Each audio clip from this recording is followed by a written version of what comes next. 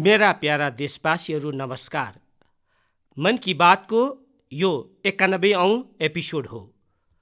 हामीले यसअघि पनि धेरै कुराहरू गरेका छौँ। भिन्न भिन्न विषयहरूमा आफ्ना कुराहरू साझा गरेका छौँ। तर यसपटक मन की बात निकै विशेष छ। यसको कारण हो यसपटकको स्वतन्त्रता दिवस, जब भारतले आफ्नो स्वतन्त्रताको 75औं वर्ष पुरा गर्नेछ। हामी सबै धेरै अद्भुत र ऐतिहासिक क्षणको साक्षी बन्न गइरहेका छौँ। भगवानले हामीलाई यो ठुलो सौभाग्य दिनुभएको छ।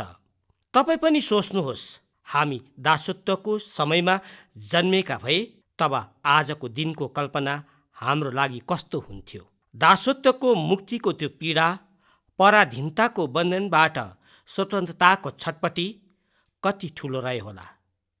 त्यस दिन जब हामी हरेक दिन लाखौं देशवासीहरू स्वतन्त्रताका निम्ति लडिरहेका, सङ्घर्ष गरिरहेका, बलिदान दिइरहेका देखिरहेको हुँदो हो।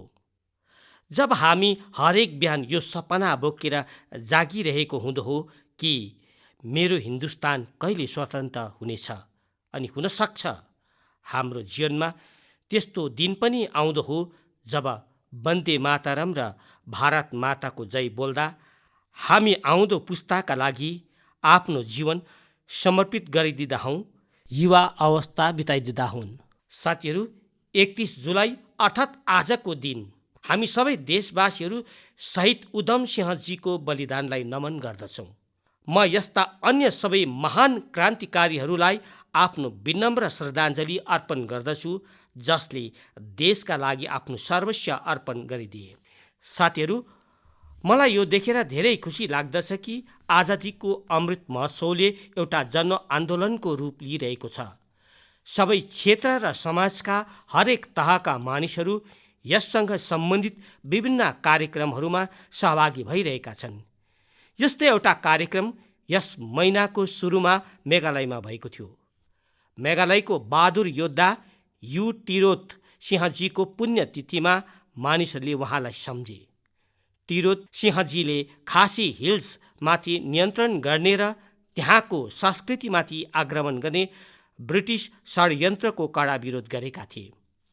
यस कार्यक्रममा धेरै कलाकारहरूले सुन्दर प्रस्तुति दिएका थिए, इतिहासलाई जीवन्त बनाइदिए।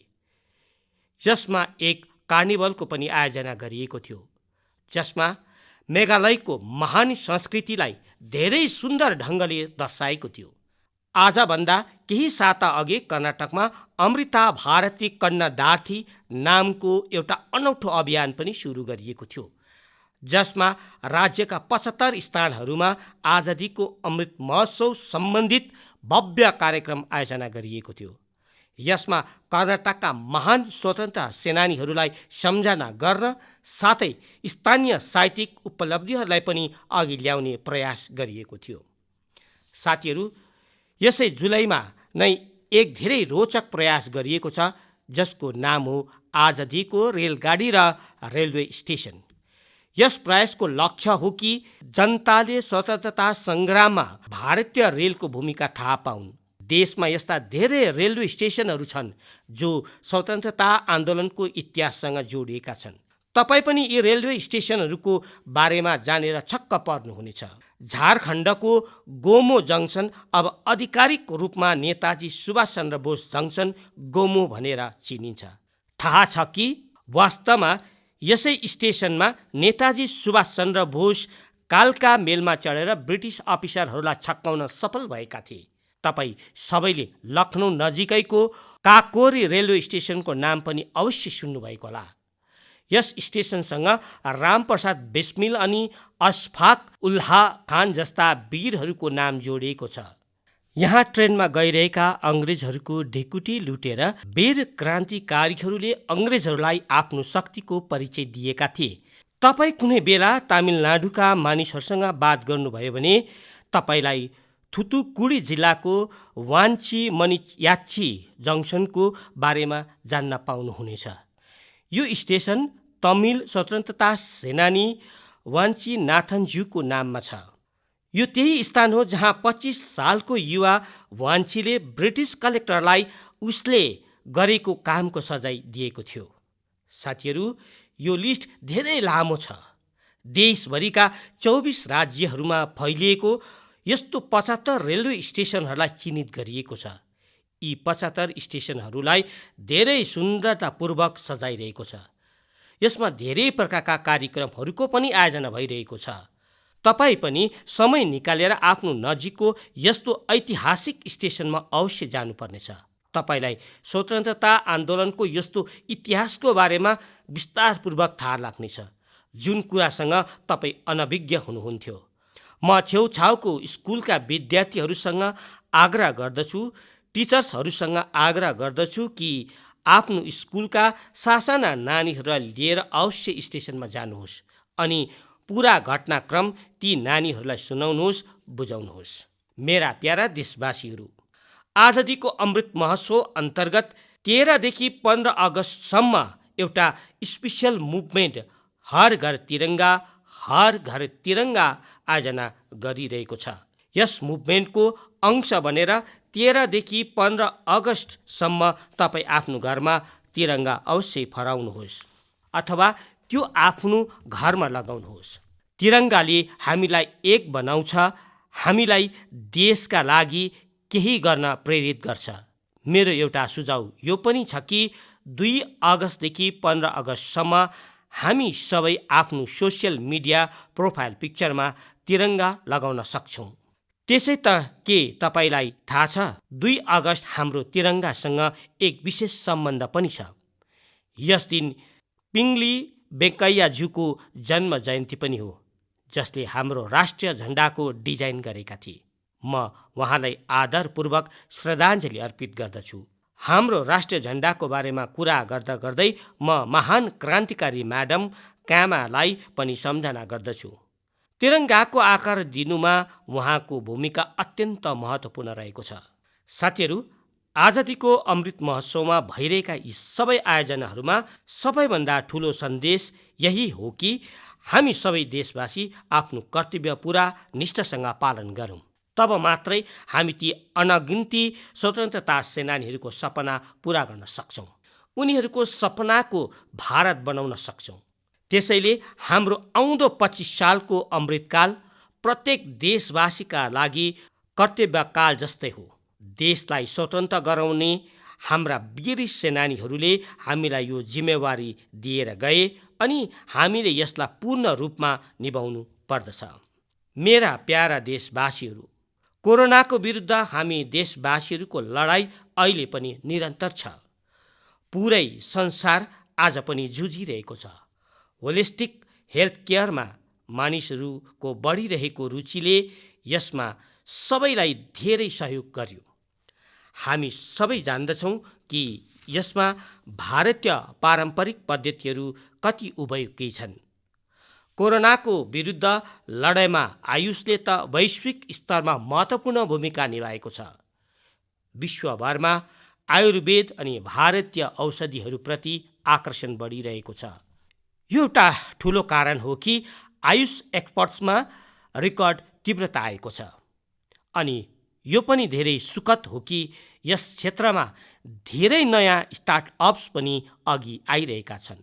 भर्खरै एउटा ग्लोबल आयुष इन्भेस्टमेन्ट अनि इनोभेसन सब्मिट भएको थियो। तपाईँलाई थाहा पाएर अचम्म लाग्नेछ कि यसमा लगभग 10,000 करोड रुपियाँको इन्भेस्टमेन्ट प्रपोजल प्राप्त भयो। एउटा अर्को अत्यन्त महत्त्वपूर्ण कुरा यो भयो कि कोरोना कालमा औषधीय वनस्पतिहरूको रिसर्चमा पनि धेरै वृद्धि भयो। यस बारेमा धेरै रिसर्च स्टडिज पब्लिस भइरहेका छन्। निश्चित रूपले एउटा राम्रो सुरुवात हो। साथीहरू, देशमा विभिन्न प्रकारका औषधीय वनस्पतिहरू अनि जडीबुटीहरूलाई लिएर एउटा अर्को उत्कृष्ट प्रयास भएको छ। भर्खरै जुलाई महिनामा इन्डियन भर्चुअल हर्बेरियमलाई लन्च गरियो। यस कुराको पनि उदाहरण हो कि हामीले कसरी डिजिटल वर्ल्डको प्रयोग आफ्नो मूलसित जोडिनमा गर्न सक्छौँ। India virtual herbarium preserve plants अथवा प्लान्ट पार्ट्सको डिजिटल इमेजको एउटा रोचक सङ्ग्रह छ जो वेबमा फ्रिली एभाइलेबल छ। यस भर्चुअल हर्बेरियमबारे अहिले लाखभन्दा अधिक स्पेसिमेन्स अनि त्यससित सम्बन्धित साइन्टिफिक इन्फर्मेसन उपलब्ध छन्। भर्चुअल हर्बेरियममा भारतको बोटानिकल डाइभर्सिटीको समृद्ध चित्र पनि देखिन्छ। मलाई विश्वास छ इन्डियन भर्चुअल हर्बेरियम भारतीय वनस्पतिहरूमा रिसर्चका निम्ति एउटा इम्पोर्टेन्ट रिसोर्स बन्नेछ। मेरा प्यारा देशवासी, मन की बातमा हामीले प्रत्येकचोटि देशवासीहरूको यस्ता सफलताहरूको चर्चा गर्दछौँ जसले हाम्रा अनुहारमा मिठो मुस्कान छाइदिन्छ। यदि कुनै सक्सेस स्टोरीले मिठो मुस्कान पनि छाउँदछ अनि स्वादमा पनि मिठास भर्दछ, तब तपाईँ यसलाई अवश्य सुनमा सुगन्ध भन्नुहुनेछ। हाम्रा किसानहरू आजका दिनहरूमा महको उत्पादनमा यस्तै चमत्कार गरिरहेका छन्। महको मिठासले हाम्रा किसानहरूका जीवन पनि बदलिरहेको छ। उनीहरूको आय पनि बढिरहेको छ। हरियाणामा यमुना नगरमा एकजना मौरी पालक साथी बस्दछन्, सुभाष कम्बोजजी। सुभाषजीले वैज्ञानिक तरिकाबाट मौरी पालनको प्रशिक्षण लिए। त्यसपछि उनले केवल 6 बाकसको साथमा आफ्नो काम सुरु गरेका थिए। आज उनले लगभग 2000 बाकसमा मौरी पालन गरिरहेका छन्। उनको मह धेरै राज्यहरूमा सप्लाई हुँदछ। जम्मूको पल्ली गाउँमा विनोद कुमारजीले पनि 1500 भन्दा ज्यादा कोलोनीहरूमा मौरी पालन गरिरहेका छन्। उनले विगत साल रानी मौरी पालनको प्रशिक्षण लिएका छन्। यस कामबाट उनले वर्षेनी 15 देखि 20 लाख रुपियाँ कमाइरहेका छन्। कर्नाटकको एक अर्को किसान छन् मधुकेश्वर हेगडेजी। मधुकेश्वरजीले बताए कि उनले भारत सरकारबाट 50 मौरी कोलोनीका निम्ति सब्सिडी लिएका थिए। आज उनीसित 800 भन्दा ज्यादा कोलोनीहरू छन् अनि उनले धेरै टन मह बेच्छन्। उनले आफ्ना काममा इनोभेसन गरे अनि उनले जामुन मह, तुलसी मह, अम्ला मह जस्ता वनस्पतिक मह पनि बनाइरहेका छन्। मधुकेश्वरजी मह उत्पादनमा आफ्नो इनोभेसन अनि सफलता उनको नामलाई पनि सार्थक गर्दछ। साथीहरू, तपाईहरू सबै जान्नुहुन्छ कि महलाई हाम्रो पारम्परिक स्वास्थ्य विज्ञानमा कति महत्त्व दिएको छ। आयुर्वेद ग्रन्थहरूमा त महलाई अमृत बताएको छ। महले न त केवल हामीलाई स्वाद दिदछ तर आरोग्य पनि दिदछ। मह उत्पादनमा आज यति धेरै सम्भावनाहरू छन् कि प्रोफेसनल पढाइ गर्ने युवाहरूले पनि यसलाई आफ्नो स्वरोजगार बनाइरहेका छन्। यस्तै एकजना युवा छन् युपीमा गोरखपुरको निमित सिंह। निमितजीले बिटेक गरेका छन्। उनको पिता पनि डाक्टर छन्। तर शिक्षा अध्ययनपछि नोकरीको ठाउँमा निमितजीले स्वरोजगारको निर्णय लिए। उनले मह उत्पादनको काम सुरु गरे। क्वालिटी चेकका निम्ति लखनऊमा आफ्नो एउटा ल्याब पनि बनाए। निमितजीले अब मह अनि बी वाक्सबाट राम्रो आय गरिरहेका छन् अनि विभिन्न राज्यहरूमा गएर किसानहरूलाई प्रशिक्षित पनि गराइरहेका छन्। यस्ता युवाहरूको परिश्रमबाट नै आज देश यति ठुलो मह उत्पादक बनिरहेको छ। तपाईलाई थाहा पाएर खुसी लाग्नेछ कि देशबाट महको निर्यात पनि बढिरहेको छ। देशले national bee keeping and honey mission जस्ता अभियान चलायो। किसानहरूले धेरै परिश्रम गरे अनि हाम्रो महको मिठास विश्वभर पुग्न लाग्यो। अब यस क्षेत्रमा अझ धेरै सम्भावनाहरू रहेका छन्। म चाहन्छु कि हाम्रा युवाहरू यी अवसरहरूसित जोडिएर यसको लाभ उठाउन् अनि नयाँ सम्भावनाहरूलाई साकार गरून्। मेरा प्यारा देशवासीहरू, मलाई हिमाचल प्रदेशबाट मन की बातका एकजना श्रोता श्रीमान आशिष बहलजीको एउटा पत्र प्राप्त भयो। उनले आफ्नो पत्रमा चम्बाको मिन्जर मेलाको उल्लेख गरेका छन्। वास्तवमा मिन्जर मकैका फूलहरूलाई भन्दछन्। जब मकैमा मिन्जर आउँदछ तर मिन्जर मेला पनि मनाइन्छ अनि यस मेलामा देशभरिका पर्यटकहरू टाढा टाढाबाट अंशग्रहण गर्नको निम्ति आउँदछन्। संयोगले मिन्जर मेला यस समय पनि चलिरहेको छ। तपाईँ यदि हिमाचल घुम्नका निम्ति गएका हुनुहुन्छ भने तब यस मेला हेर्नका निम्ति चम्बा जान सक्नुहुन्छ। चम्बा त यति सुन्दर छ कि यहाँका लोकगीतहरूमा घरिघरि भनिन्छ, चम्बे एक दिन ओणा कने मैना रैना। अर्थात् जो मानिस एक दिनका निम्ति चम्बा आउँदछन् उनीहरू यसको सुन्दरता देखेर महिनाभरि यही नै बस्दछन्। साथीहरू, हाम्रो देशमा मेलाको पनि ठुलो सांस्कृतिक महत्त्व रहेको छ। मेलाले जन मन दुवैलाई जोड्दछ। हिमाचलमा वर्षा ऋतुपछि जब खरिफ फसल तयार हुँदछ तब सितम्बरमा सिमला, मन्डी, कुल्लु अनि सोलनमा सेरी अथवा सैर पनि मनाउँदछन्। सितम्बरमा नै जागरा पनि आउनेवाला छ। जागराका मेलाहरूमा महासु देवतालाई आह्वान गरेर बिसु गीत गाइन्छ। महासु देवताको यो जागर हिमाचलमा सिमला, किन्नौर अनि सिरमौर साथै उत्तराखण्डमा पनि हुँदछ। साथीहरू, हाम्रो देशमा विभिन्न राज्यहरूमा आदिवासी समाजका पनि धेरै पारम्परिक मेलाहरू हुँदछन्। यसमध्ये केही मेलाहरू आदिवासी संस्कृतिसित जोडिएका छन् भने कुनैको आयोजन आदिवासी इतिहास अनि पुर्खौली धरोहरसित जोडिएका छन्। जस्तो कि तपाईँले यदि मौका पाउनुभयो भने तेलङ्गानाको मेडारमको 4 दिवसीय समक्का सरलम्बा जात्रा मेला हेर्नका निम्ति अवश्य जानुहोस्। यस मेलालाई तेलङ्गानाको महाकुम्भ भनिन्छ। सरलम्बा जात्रा मेला 2 आदिवासी महिला नायिकाहरू समक्का अनि सरलम्बाको सम्मानमा मनाइन्छ। यो तेलङ्गानाको मात्र होइन तर छत्तिसगढ, महाराष्ट्र अनि आन्ध्र प्रदेशका कोया आदिवासी समुदायका निम्ति आस्थाको ठुलो केन्द्र हो। आन्ध्र प्रदेशका मारिदम्माको मेला पनि आदिवासी समाजका मान्यताहरूसित सम्बन्धित ठुलो मेला हो। मादिरम्मा मेला जेठ औँसीदेखि असार औँसीसम्म चल्दछ अनि यहाँका आदिवासी समाज यसलाई शक्ति उपासनासित जोड्दछ। यही नै पूर्वी गोदावरीको पेद्दापुरममा मरिदम्बा मन्दिर पनि छ।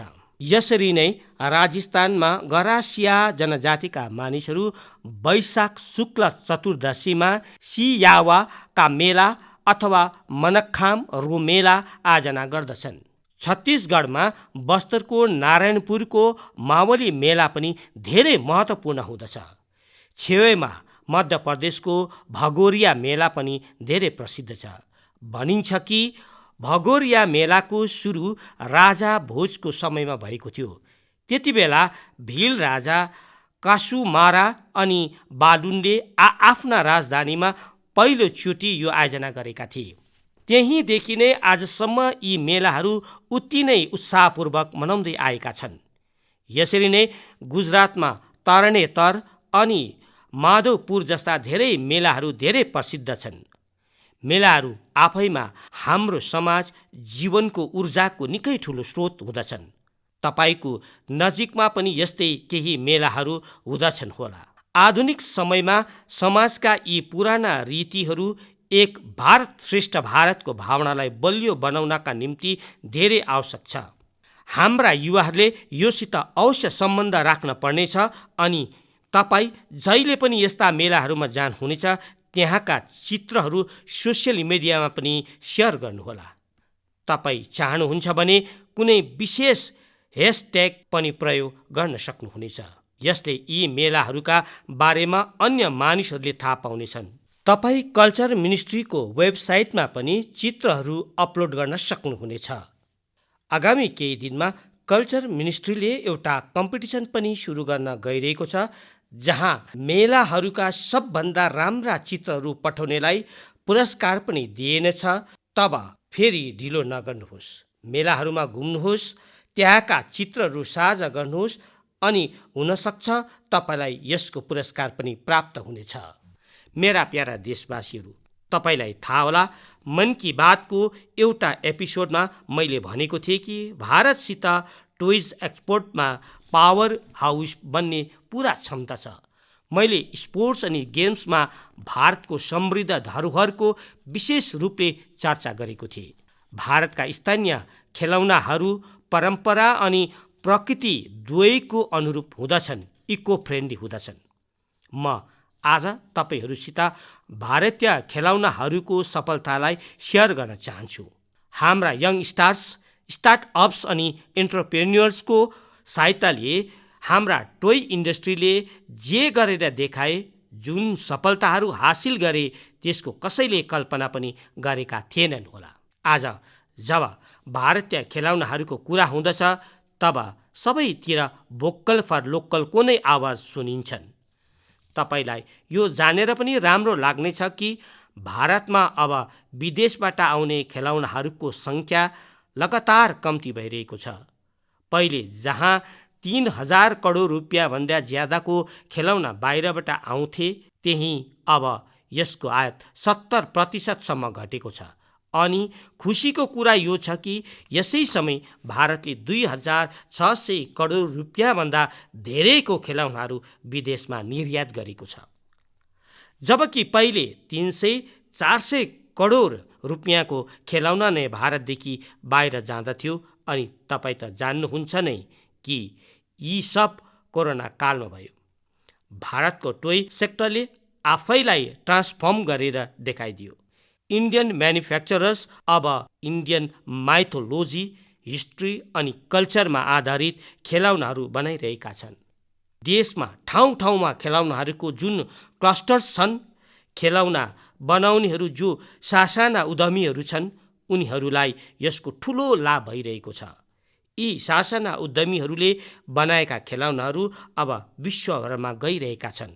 भारतका खेलौना निर्माता विश्वका प्रमुख ग्लोबल टोय ब्रान्ड्ससित मिलेर पनि काम गरिरहेका छन्। मलाई यो पनि राम्रो लाग्यो कि हाम्रा स्टार्टअप सेक्टर पनि खेलौनाहरूको संसारमा पूर्ण ध्यान दिइरहेका छन्। उनीहरूले यस क्षेत्रमा धेरै रमाइला कार्यहरू पनि गरिरहेका छन्। बेङ्गलुरुमा सुमी टोइज नामको स्टार्टअप इको फ्रेन्डली खेलौनाहरूमा फोकस गरिरहेका छन्। गुजरातमा आर्किड्जु company AR based flash cards अनि एआर बेस्ड स्टोरी बुक्स बनाइरहेका छन्। पुणेको कम्पनी फनभेन्सन लर्निङ खेलौना अनि एक्टिभिटी पजल्सका सहायताद्वारा साइन्स, टेक्नोलोजी अनि म्याथ्समा शिशुहरूको रुचि बढाउनमा जुटेका छन्। म खेलौनाहरूको संसारमा महत्त्वपूर्ण काम गरिरहेका यस्ता सबै म्यानुफ्याक्चरर्सलाई, स्टार्टअप्सलाई धेरै धेरै बधाई दिदछु। आउनुहोस् हामी सबै मिलेर भारतीय खेलौनाहरूलाई संसारभरमै अझ धेरै लोकप्रिय बनाऊ। यसका साथै म अभिभावकहरूसित पनि आग्रह गर्न चाहन्छु कि उनीहरूले धेरभन्दा धेर भारतीय खेलौनाहरू, पजल्स अनि गेम्स किन्नुहोस्। साथीहरू, क्लासरुम होस् अथवा खेलको मैदान, आज हाम्रा युवाहरू प्रत्येक क्षेत्रमा देशलाई गौरवान्वित गरिरहेका छन्। यसै महिना पीभी सिन्धुले सिङ्गापुर ओपनको आफ्नो पहिलो खिताब जितिन्। नीरज चोपडाले पनि आफ्नो सुन्दर प्रदर्शनलाई जारी राख्दै वर्ल्ड एथलेटिक्स च्याम्पियनसिपमा देशका निम्ति सिल्भर मेडल जिते। आयरल्यान्ड प्यारा ब्याडमिन्टन इन्टरनेसनलमा पनि हाम्रा खेलाडीहरूले 11वटा पदक जितेर देशको मान बढाएका छन्। रोममा भएको वर्ल्ड क्याडेट रेस्लिङ च्याम्पियनसिपमा पनि भारतीय खेलाडीहरूले सुन्दर प्रदर्शन गरे। हाम्रा एथलिट सुरजले त ग्रीको रोमन इभेन्टमा चमत्कार नै गरिदिए। उनले 32 सालको लामो अन्तरालपछि यस इभेन्टमा रेस्लिङको गोल्ड मेडल जिते। खेलाडीहरूको निम्ति त यो पुरा महिना नै एक्सनले भरपुर रहेको थियो। चेन्नईमा 44औं चेस ओलम्पियाडको आतिथ्य गर्न पनि भारतको निम्ति ठुलो सम्मानको कुरा हो। 28 जुलाईमा नै यस टुर्नामेन्ट शुभारम्भ भएको हो अनि मलाई यसको ओपनिङ सेरोमनीमा अंशग्रहण गर्ने सौभाग्य प्राप्त भयो। त्यसै दिन युकेमा कमनवेल्थ गेमको पनि आरम्भ भयो। युवा जोशले भरिएका भारतीय दल त्यहाँ देशलाई रिप्रेजेन्ट गरिरहेको छ। म सबै खेलाडीहरू अनि एथलेट्सहरूलाई देशवासीहरूको तर्फबाट शुभकामनाहरू दिदछु।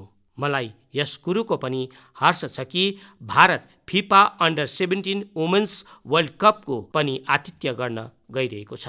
यस टुर्नामेन्ट अक्टोबरका छेउछाउमा हुनेछ, जसले खेलहरूप्रति देशका छोरीहरूको उत्साह बढाउनेछ। साथीहरू, केही दिन अघि मात्र देशभरिमा 10औं अनि 12औं कक्षाको परिणाम पनि घोषित भयो। म ती सबै स्टुडेन्ट्सलाई बधाई दिदछु जसले आफ्नो कठिन परिश्रम अनि लगनले सफलता हासिल गरेका छन्। महामारीको कारण विगत 2 साल धेरै चुनौतीपूर्ण रह्यो। यी परिस्थितिहरूमा पनि हाम्रा युवाहरूले जुन साहस अनि संयमको परिचय दिए त्यो अत्यन्त सराहनीय छ। म सबैप्रति सुनौलो भविष्यको कामना गर्दछु। मेरा प्यारा देशवासीहरू, आज हामीले स्वतन्त्रताको 75 सालमा देशको यात्रासित आफ्नो चर्चा सुरु गरेका थियौँ। आगामी दिनमा जब हामी भेट्नेछौँ तब हाम्रो आउँदो 25 सालको यात्रा पनि सुरु भइसकेको हुनेछ। आफ्नो घर अनि आफन्तका घरमा हाम्रो प्यारो तिरङ्गा लहराओस्, यसका निम्ति हामी सबै एकसाथ हुनुपर्छ। तपाईहरूले यसचोटि स्वतन्त्रता दिवसलाई कसरी मनाउनु भयो, के विशेष गर्नुभयो, यो पनि मलाई अवश्य साझा गर्नुहोला। आगामी दिनमा हामी आफ्नो यस अमृत पर्वका विभिन्न रङ्गहरूबारे फेरि पनि कुरा गर्नेछौँ। तबसम्मका निम्ति मलाई आज्ञा दिनुहोस्। धेरै धेरै धन्यवाद।